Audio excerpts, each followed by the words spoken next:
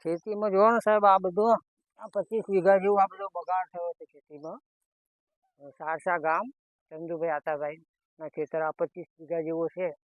એમાં બધા ખેતરોમાં આ રીતનું પાણી ભરાયા અને આટલું નુકસાન થયું. અમારે 25 વીઘા જેવો છે અંદર. આ બધું આ બાજુ જોઈ લો, આ બાજુ જોઈ લો.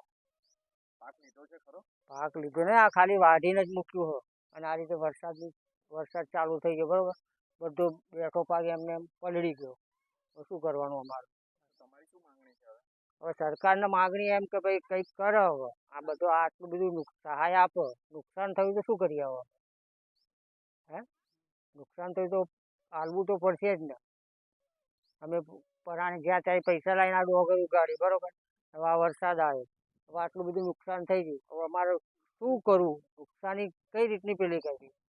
હે, કેટલા ખેડૂતોનું નુકસાન હશે અહીંયા? ખેડૂત તો બધા બહુ છે. ટોટલી તો આખા ગામનું નુકસાન છે. બધી જગ્યાએ નુકસાન થયું. અમુક લોકોએ વાડીને જે ડોગર જોડીને મૂકેલી હતી એ બગડી ગઈ, નીચેથી ઉગી ગઈ, બરોબર. પાણી ભરાઈ ગયું, આ રીતે વાડીને મૂકી એ બગડી ગઈ. બહુ નુકસાન થયું. કોઈ અંદાજ નહીં કહેવાનો મતલબ. સરકાર થોડો ઘણો સહાય કરે તો સારું.